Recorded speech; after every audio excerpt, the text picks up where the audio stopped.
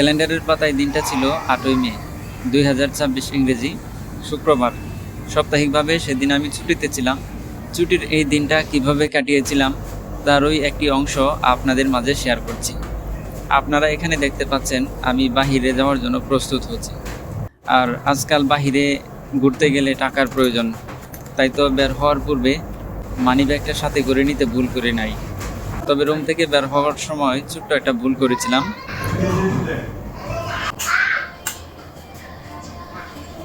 ভুল সংশোধন করার পর চলে গেলাম বারান্দায়। পর্দাটা সরানোর সাথে সাথেই দেখতে পেলাম একটি তালা ঝুলানো। নিরাপত্তার খাতিরে এভাবে আমাকে নিয়মিত তালা ঝুলিয়ে রাখতে হয়। সেই তালাটা খুললাম, এরপর চলে গেলাম বারান্দার সামনে। সেখানেই রাখা ছিল 2 জোড়া স্যান্ডেল। এক জোড়া পায়ে দিলাম, এরপর বারান্দাটা চাপিয়ে দিলাম, ঝুলিয়ে দিলাম তালা। এরপর শুরু হলো আমার পথ চলা। চিপা চাপা আর অলিগলি পথ পাড়ি দিয়ে আমি আমার গন্তব্যের উদ্দেশ্যে রওনা শুরু করলাম। প্রতিদিন আমাকে এমন ওই চিপা চাপা আর অলিগলি পথ পাড়ি দিয়ে যেতে হয় আমার কর্মস্থলে।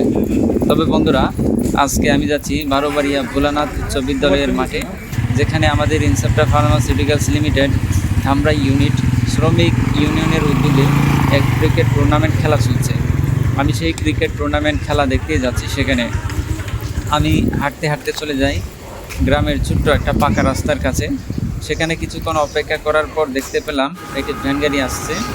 সেটাকে ইশারা করে তাতে উঠে পড়লাম।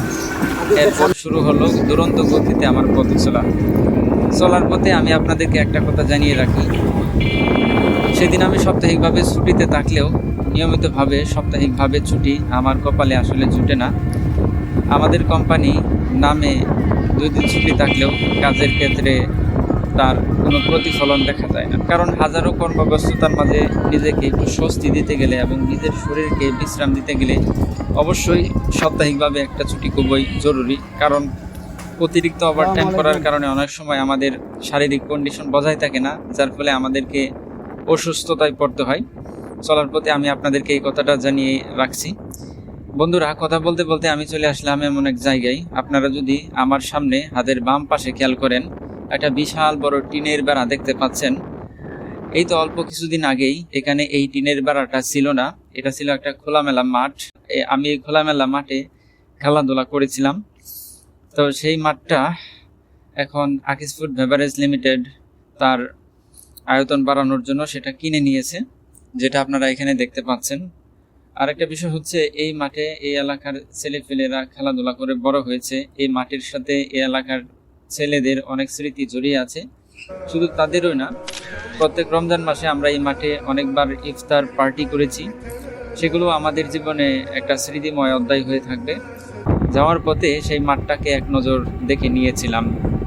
বন্ধুরা, আমি চলতে চলতে চলে যাই ঢাকা আরিচা হাইওয়ে। এটা বারোবাড়িয়া বাজারের কাছের একটা জায়গা।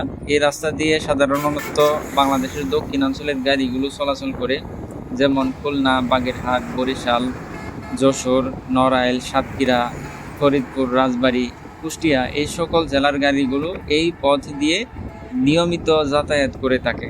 তবে পদ্মা সেতু হয়ে যাওয়ার পর থেকে এই রাস্তার উপর কিছুটা চাপ তুলনামূলক কমেছে। বন্ধুরা, কথা বলতে বলতে আমি চলে যাই বারোবাড়িয়া বাজার বাস স্ট্যান্ডের কাছে। আর এখানে ছিল একটা ফুটওভার ব্রিজ। আমি সেই ফুটওভার ব্রিজ ব্যবহার করে এর উপরে উঠে পড়লাম। উপরে উঠার পর আমার কাছে মনে হলো যেন পাল্টে গেছে দৃশ্যপট। কেননা নিচ থেকে আমি যা দেখেছিলাম, উপর থেকে আমি যেন তার ভিন্ন কিছু দেখতে পাচ্ছি। এই ফুটওভার ব্রিজের উপর ওঠার পর বারোবাড়িয়া বাজারের চারপাশের প্রকৃতি ও পরিবেশটা দেখে নিলাম। এরপর আমি আস্তে আস্তে নিচের দিকে নেমে পড়ি। নিচে নামার পর দেখলাম একটা অটোরিকশা যাত্রী উঠানোর জন্য অপেক্ষা করছে। আমি সেটাতে গিয়ে উঠে বসলাম। কিছুক্ষণ বসার পর গাড়িটা যখন যাত্রীতে কানাই কানাই পরিপূর্ণ হয়ে গেল, তখন গাড়িটা ছেড়ে দেয়। বারোবাড়িয়া বাজার থেকে ঠিক উত্তর দিকে এই রাস্তা। চলার পথে আমি আপনাদেরকে আরও একটা তথ্য দিয়ে রাখছি, এই রাস্তা দিয়ে আপনারা সরাসরি টাঙ্গাইল যাতায়াত করতে পারবেন। শুধু টাঙ্গাইলই নয়, আপনারা এটা দিয়ে সরাসরি ময়মনসিংহ জেলায় যাতায়াত করতে পারবেন। এমনিভাবে শেরপুর, জামালপুর, নেত্রকোনা জেলায়ও এই দিক দিয়ে যাতায়াত করতে পারবেন।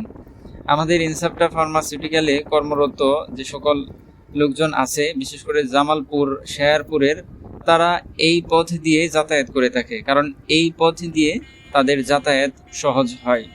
বন্ধুরা, কথা বলতে বলতে আমি চলে যাই বারোবাড়িয়া পুরাতন বাজারের কাছে। আর এখানেই রয়েছে গাঙ্গুটিয়া ইউনিয়ন। আপনারা রাস্তার ডান পাশে দেখতে পাচ্ছেন গাঙ্গুটিয়া ইউনিয়ন। আর এটা হচ্ছে বারোবাড়িয়া পুরাতন বাজার। এখানে প্রত্যেক সপ্তাহে গরুর হাট বসে। বটবৃক্ষের সুশীতল ছায়ার নিচেই অবস্থিত এই বাজারটি।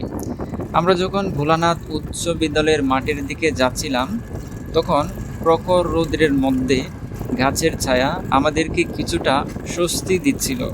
তবে সেই স্বস্তির মাঝে রাস্তার ভাঙাচোরা অংশ আমাদেরকে কিছুটা অস্বস্তি দিচ্ছিল। স্বস্তির মাঝে অস্বস্তি, এইভাবেই আমরা আমাদের পথ চলতে লাগলাম। সেখানে যেতেই দেখা হয় আমাদের ইনসাপ্টা ফার্মাসিউটিক্যালস লিমিটেড ধামরাই ইউনিট শ্রমিক ইউনিয়নের একজন বড় ভাইয়ের সাথে। উনি আমাকে ছোটো ভাই হিসেবে বেশ আদর স্নেহ খুব ভালোবাসেন। বরাবরের মতো তিনি আমাকে আদর স্নেহ এবং ভালোবেসে এক কাপ রং চা উপহার দিয়েছিলেন, যেটা আপনারা এখানে দেখতে পাচ্ছেন। রং চা খাওয়ার পর শরীরটাকে কিছুটা চাঙ্গা করার পর আমি আবার সেই মাঠের দিকে অগ্রসর হতে থাকি। বন্ধুরা, আপনারা এখানে দেখতে পাচ্ছেন সেই বারোবাড়িয়া ভোলানাথ উচ্চ বিদ্যালয়ের মাঠ। এখানে খেলা চলছে। আজকে খেলার অনেকটা অংশ আমি মিস করে ফেলেছি, আসলে অনেকটা দেরি করে এসেছি। তারপরেও আলহামদুলিল্লাহ আমার কাছে ভালো লাগছে। আমরা এই মাঠটা দেখছি।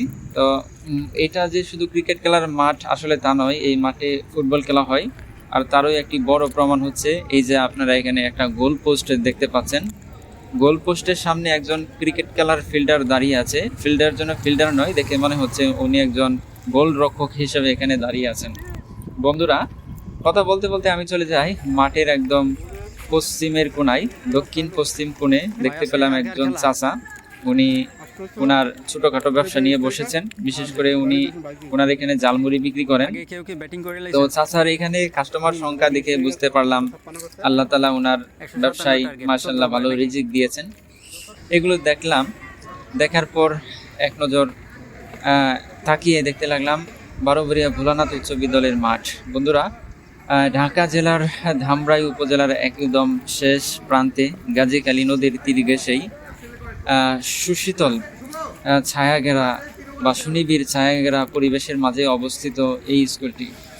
বন্ধুরা, আমি এটা দেখতে দেখতে আস্তে আস্তে অগ্রসর হতে থাকি কমেন্ট্রি সেকশন এবং স্কোর বোর্ডের কাছে। দেখুন এখানে কি সুন্দর একটা নিয়ম করা হয়েছে। আমরা সাধারণত যে সকল খেলাগুলো হয়, যে খেলাগুলো দেখি, সেখানে সাধারণত খাতায় স্কোর লেখে।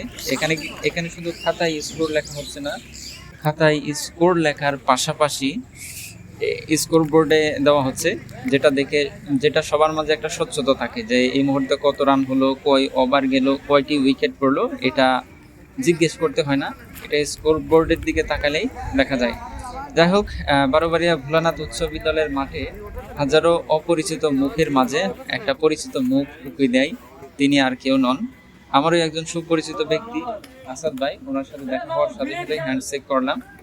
এরপর কি আর করব, আমি তো আর এখানে খেলতে পারবো না, তবে একটু ব্যাটটা হাতে নিয়ে একটু অভিনয় করে নিজেকে একটু সান্ত্বনা দিয়েছিলাম, যেটা আপনারা এখানে দেখতে পাচ্ছেন। খেলাধুলা শুধু একটি প্রতিযোগিতা নয়, এটি একটি সুস্থ বিনোদন। প্রতিপক্ষের প্রতি মানে শ্রদ্ধা, সহানুভূতি, এগুলি আর কি। আর খেলার মধ্যে হার জিত থাকতেই পারে। সেদিনের খেলায় হেরেছিল ভ্যালিডেশন ডিপার্টমেন্ট, তাদের খেলা হয়েছিল ICL এর সাথে।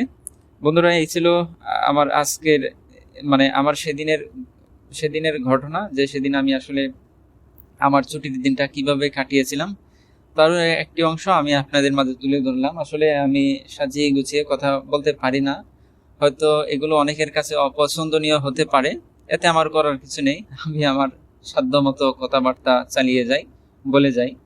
আমার এই ব্লগ ভিডিওটি কেমন হয়েছে, যদি কোথাও কোনো ভুল হয়ে থাকে আশা করি আপনারা একটু দিক নির্দেশনা দিবেন, কারণ আপনাদের দিক নির্দেশনা আমাকে আরও ভালোভাবে ব্লগিং করতে সহযোগিতা করবে। আপনাদের একটি লাইক, একটি কমেন্ট আমাকে নতুন একটি ব্লগ ভিডিও তৈরি করতে উৎসাহ দিবে, অনুপ্রেরণা যোগাবে।